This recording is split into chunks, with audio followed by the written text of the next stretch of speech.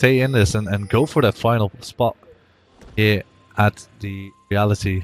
So, bit of a similar thing as they did in game 1 for ASD here, but then they were near the blue buff of red side.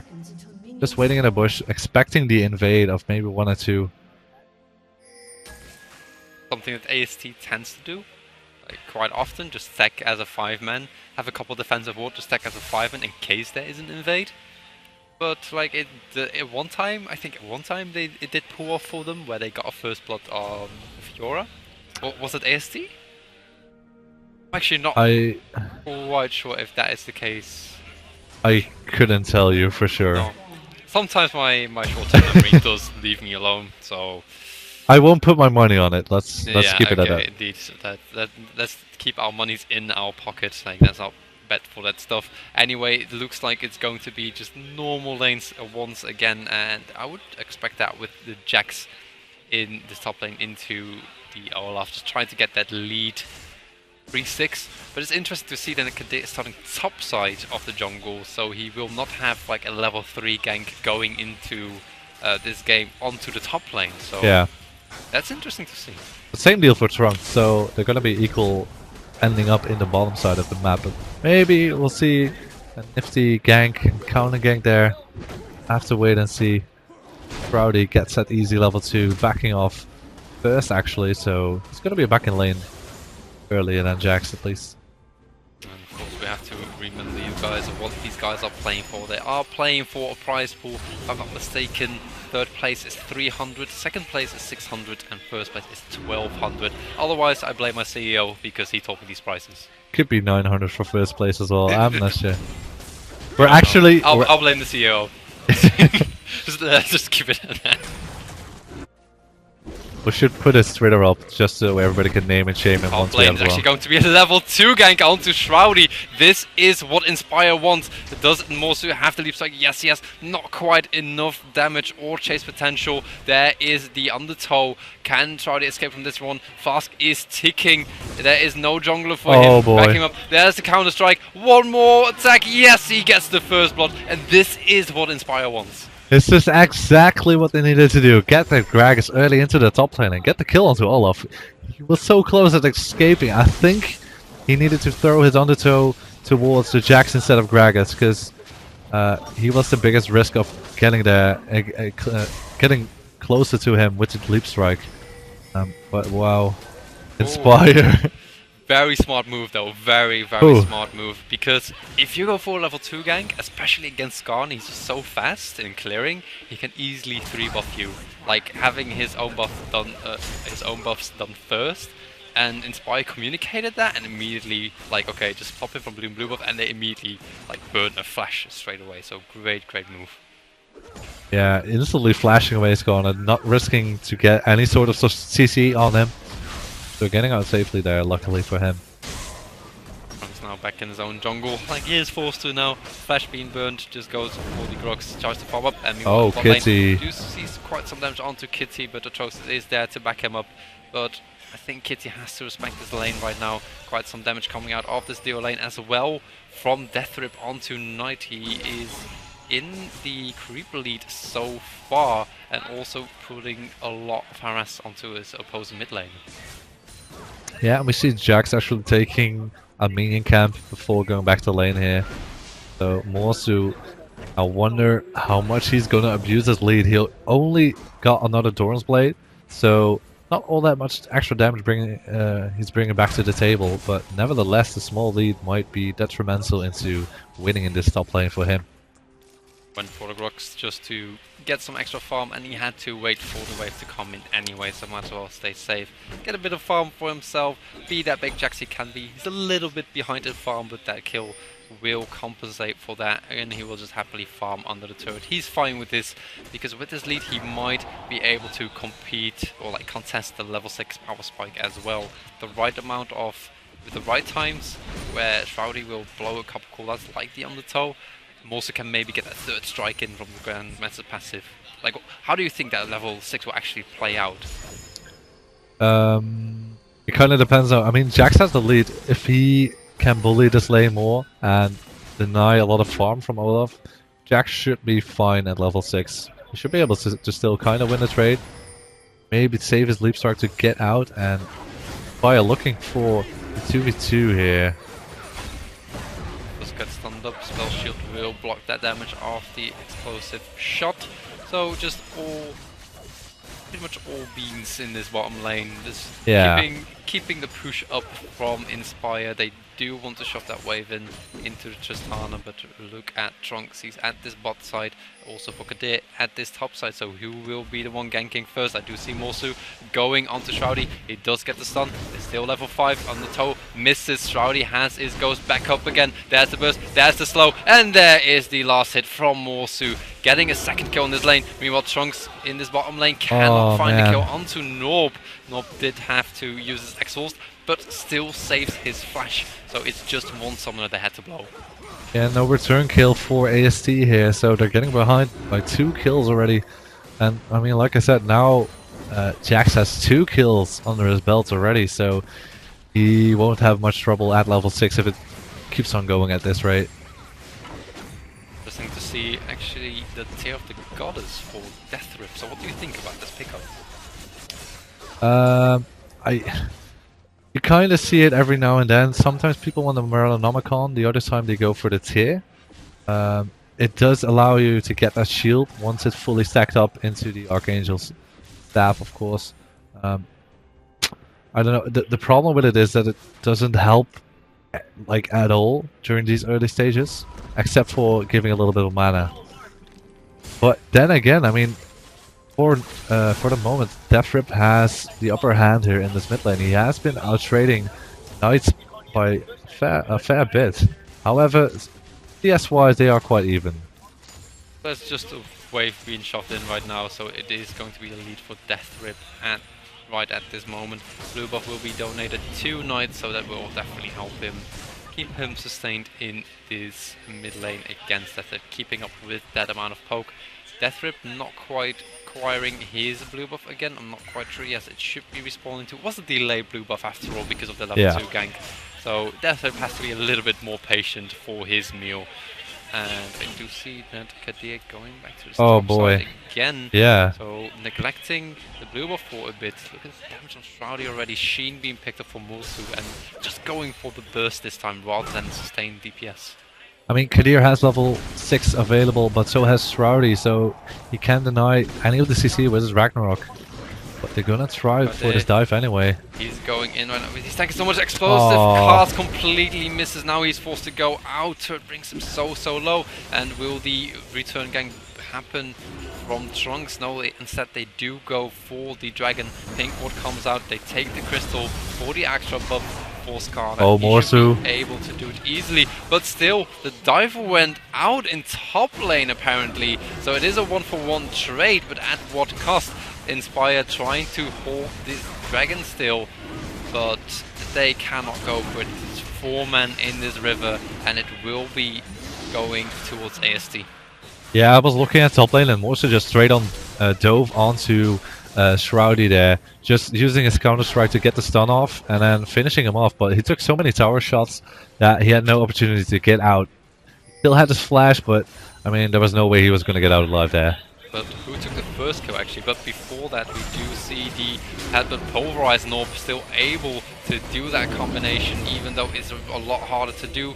Breakable Wheel comes out, whiffs the ward actually from the rush, and Trunks gets spotted out by Kadir, if I'm not mistaken, but even, was that on the hunt popped as well? Yeah, also on the hunt popped. But back to that top lane, who died first actually?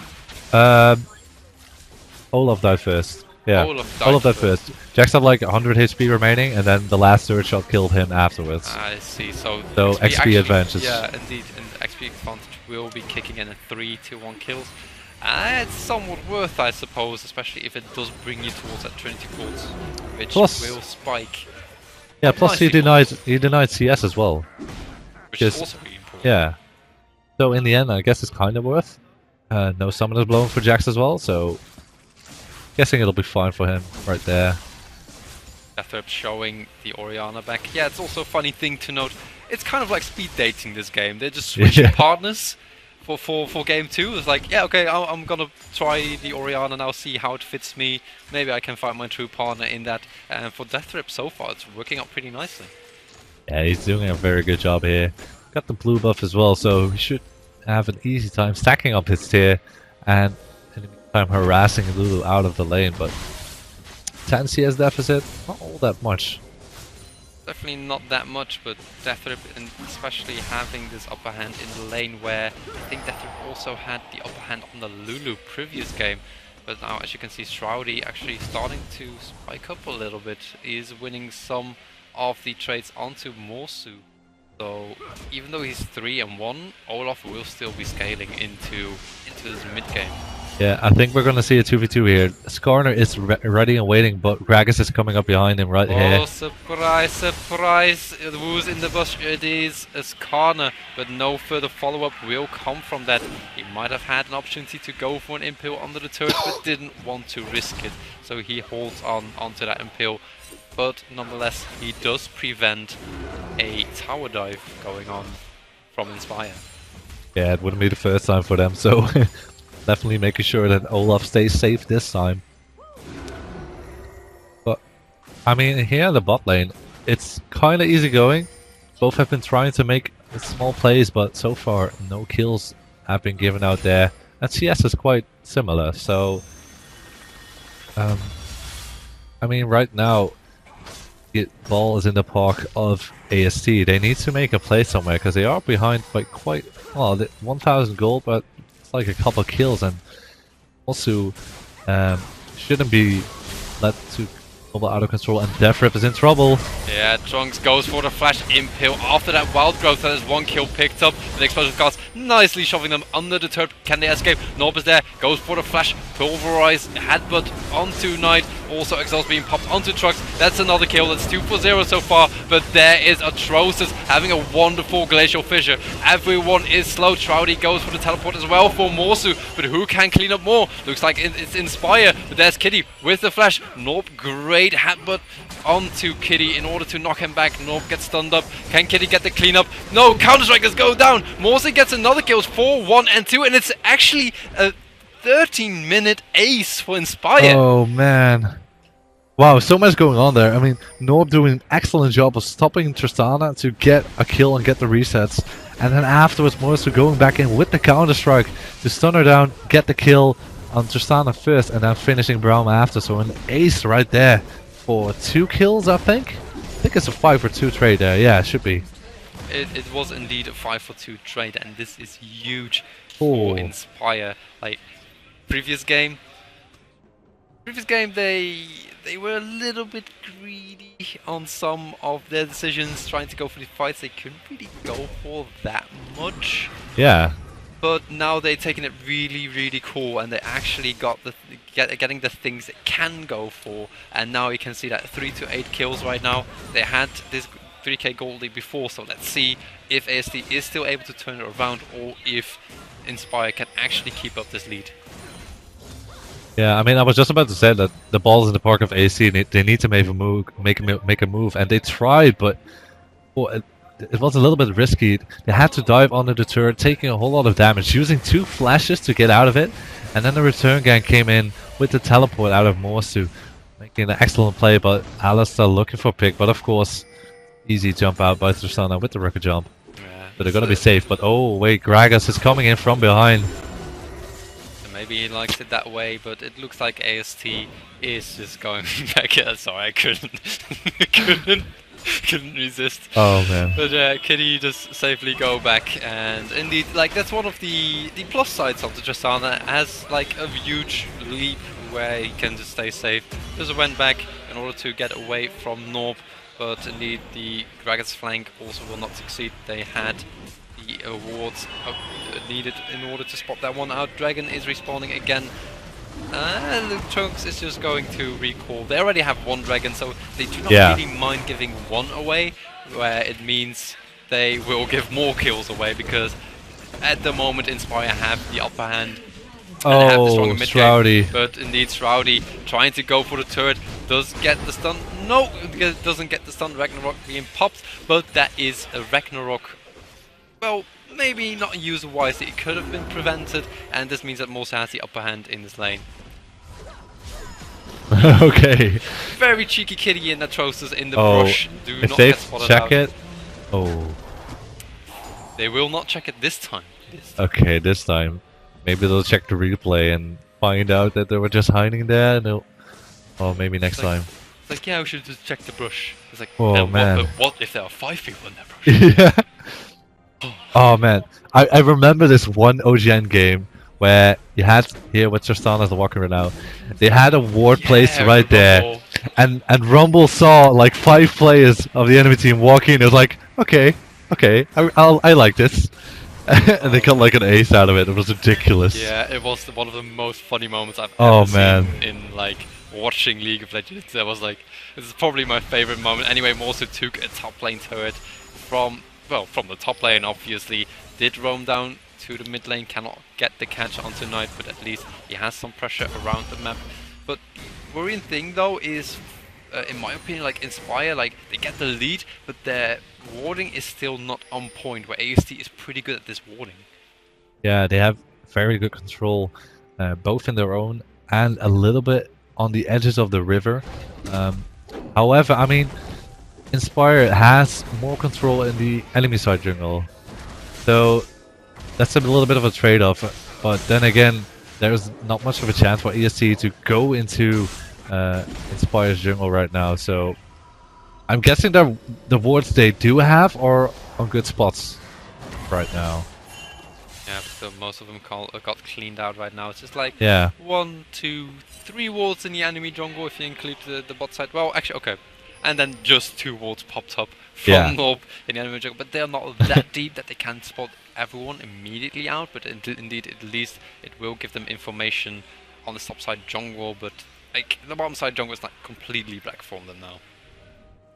So if you look again at the top lane matchup, I mean, Morsu finished up his Stride Force, has the Bilge Water Cutlass to boost it up a bit.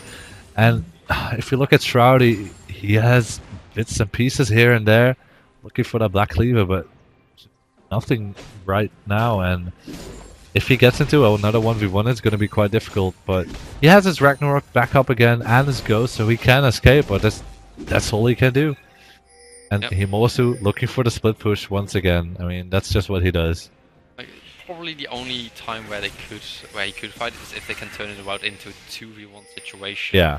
But like then you're still dedicating 2 people to actually go stop Morsu, and then the rest of the team of Inspire have like a free card to engage 4v3 and see if they can actually pull dive off. Because Alistair, Gragas both together pretty good at diving, and then you also have the teleport threat on Morsu still. Of course on Shroudy too, will not be expected. Anyway, Kadir does get caught out single-handedly, gets pulled in under the turret. The chain CC is brilliant by AST, and now they get a free kill pickup. Shroudy though does not get stunned up because there's a Ragnarok. Can Morsu do enough damage? No, he cannot. Inspire decides to go to this bot side of the turret, try to go for the turret, but it is a great Glacial Shroud onto Yillis, being slowed down, but look at that shockwave dealing a lot of damage, so just Ultima's being traded out in this bot lane. But look at the top lane, Kitty pushing this one out.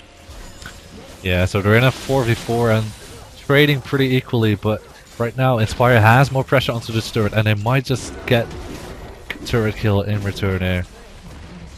So still a 1-for-1 in leading turrets, like you said, so it's not that bad for Inspire, but the thing is though, oh sorry, continue. No, go ahead. I was just going to say, I mean, Skarner had to pop Flash Ultimate to make that play onto a Gragas, and it's not going to be available for another 4 minutes.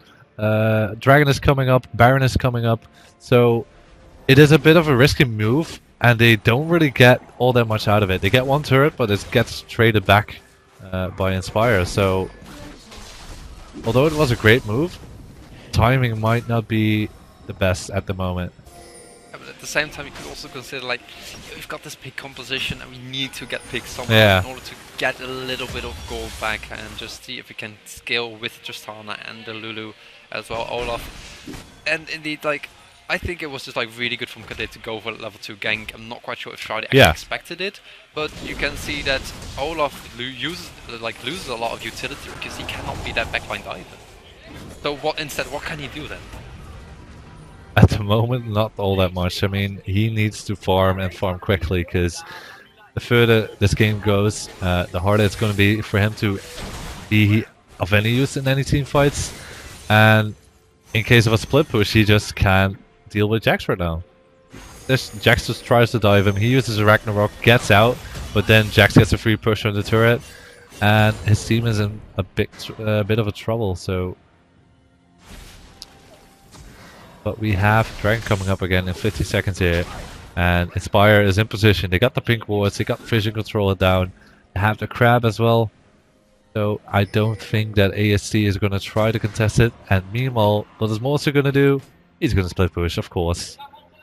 His bread and butter, also the bread and butter for Jax, obviously. So good at split pushing, so good at 1v2ing as well. Once he got that Trinity Force and also closing in on that Blade of the Ruined King. Indeed, another dragon will be going to Inspire most likely. It's just AST just Morsu is out of position. Oh, he might be a little bit greedy once again for trying to get that crystal. He does get stunned up. There is the Impale, and Morsu does go down. So that is a great pickup for AST, but they still lose the dragon. They get a kill, but they cannot quite pull the objective control either. Yeah, it's only the second dragon though, so not too much of a trouble. They need the gold more, I believe, than the extra dragon buff at this time. So maybe in this 5v4 they can put some more pressure, perhaps get a middle turret if they can deal with the Orianna wave clear, but she has blue buff, so plus the Sivir on top of that, they won't be able, I think, to take this turret down, and instead Inspire pressuring onto middle lane now. You see Olaf sitting top, so might be rejoining in with this team.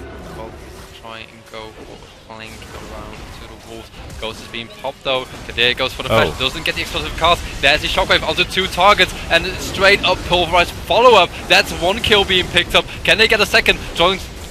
Dropping low. Morsu takes the credit for that one. So that is a great engage from Inspire. I think AST had something else in mind but couldn't pull it off themselves.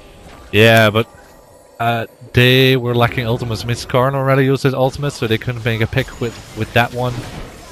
Lulu ultimate had to be burned here, and Ragnarok as well. So, oh man, Inspire getting a free Baron here. Not much else that ASC can do. They can't get a turret. Maybe in bottom lane. They're pinging it out right now. But then again, that flash from Gragas, I don't know if he was waiting for Kitty to use her jump, but it took him so long after the flash to actually use an ability. Mind games. Yeah, you can't put everything on mind games. I mean, come on. No, but seriously, I mean, that was a bit weird, but because I think they could have gotten an easy kill onto Kitty there with the explosive gas. Probably not. The follow-up was fairly low. However, they do have Orianna who can just put the ball on the Gragas and then follow up with the shockwave. But nonetheless, they had a great combo where Deathrip got the two-man shockwave, followed up by a flash pull rush from Norb. So great props to those two players that made that whole dive happen. Because, for sure. At the same time, like, I do say mind games as a joke, but at the same time, attention was pulled at that place. Sure. Yeah, that's true. Yeah, so I'm not quite sure. Like I just put it even in that scenario, to be honest. Well, of course they got the better picks out of there anyway. So they have the Baron now, getting the middle turret down. Also, once again, split pushing. That was an excellent TP by him, by the way, in that fight, because he was detrimental into getting more CC down and getting those two kills. So now they rotate to the top lane, getting another inner turret, putting another 1,000 gold into their pockets, and pushing the lead a little bit further. Also 10k. Trying to make use of this Baron buff as much as they can. They do take those two turrets with it. Also getting a draw over the crystal, always good extra gold, and also denying the buff for Skarner, always pretty useful. And this is where Skarner might start having trouble because he doesn't have that control with his own jungle anymore. Then he cannot really use or abuse his passive that much, where he can just run at people, have extra combat stats or utility stats in order to make the effective picks. Once again, I mean, Lulu and Tristana having difficulty wave clearing against the super minions. Morsu Being a bit cheeky there, trying to get a couple slaps down onto the turret, but having to jump away. Yeah, and this is what they want to do. This is what 1nspire wants to do. Go for the split push. Oh, there is actually getting caught out. One more attack. There is the exhaust. Boulder growth just in time. Look at that Crucial Fisher. Nope, dropping so low, but there is a heal and a shield. He still survives together with the Unbreakable Will, making him so tanky. Such a great catch from Death Rip, but it was Kitty being able to escape by the skin of his teeth. But what do you get out of it? Even though they didn't get kills, they do get 2 inhibitors to it, which is huge. Yeah, oh man, Tristana, I think she had like 20 HP, that one auto attack, not able to finish her off, and a Lulu ultimate saving her just in time. But it looks so funny, like Alistar was walking out of the turret and his health looked to be increasing instead of depleting because of all the shields and heals and whatever coming in. So that was pretty funny.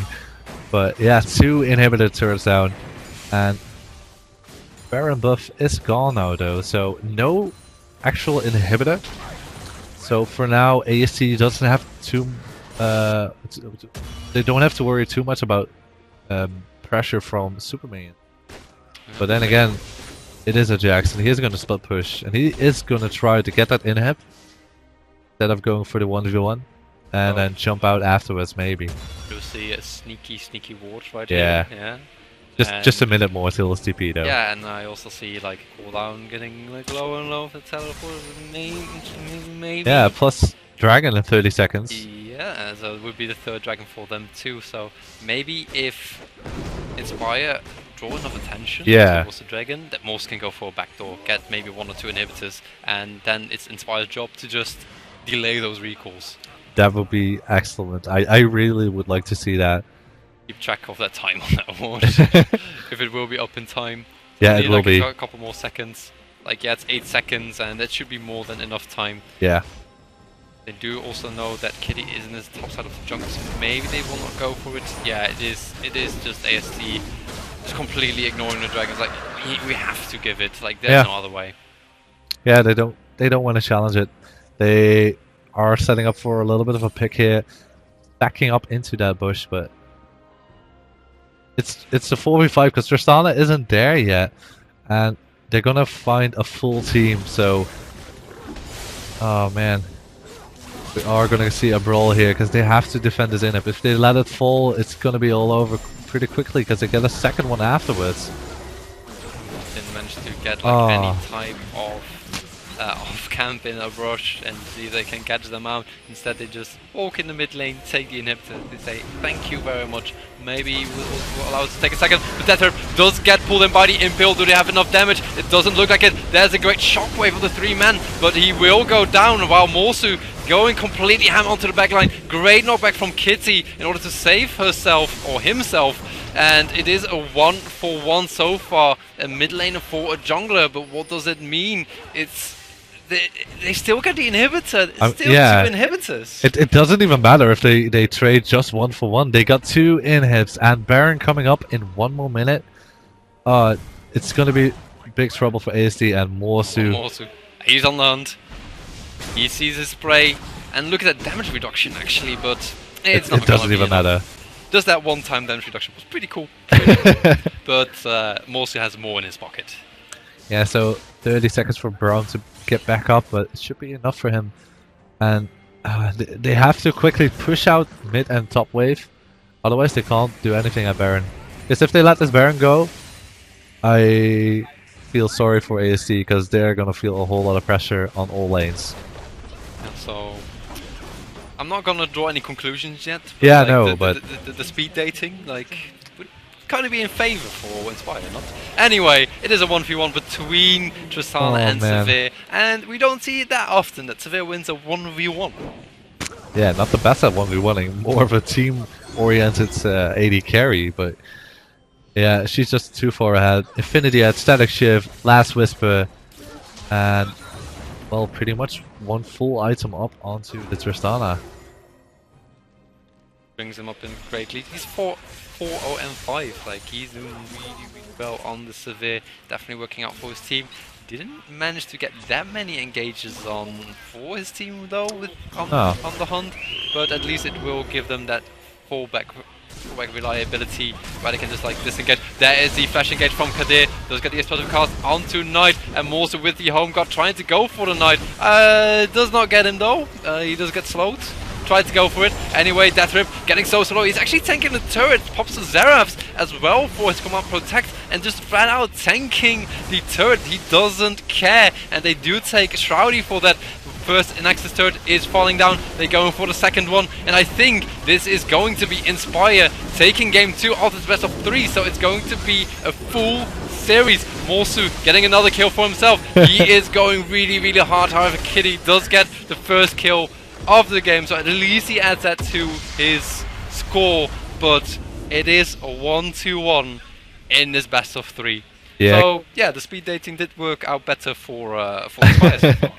Yeah, Switch of partners. I mean, they mixed it up a little bit, but I think that Morsu had a much better game this time around than last time, because again, he was pretty aggressive with dives, but nevertheless, the dives stuck this time a little bit better. He got the kills. One time he didn't escape, but I mean, overall, doing a very good job at the split push. And this begs the question, do they need to ban his Jax out next game? Because he is looking pretty comfortable now. Well, they did deal with it in game 1, so it's definitely possible, but like you said, Morsu was so much more solid in this game, where he didn't go for these greedy plays, or like little over greedy plays, I would rather call it. Like, it was still reasonable, but it's just like, yeah, just like a little bit thinking a little bit too much of the power of his champion, which he didn't really consider that he could outweight our Everblaze Rune King. Anyway, we do have to round up this game 2. It's 1-1 so far in the semi-finals of the Trust League of Legends tournament here at the Reality 16 LAN in Assen. We are Gamershub. My name is Gevous. This is Kronos. We will be right back with game 3 between AST versus Inspire.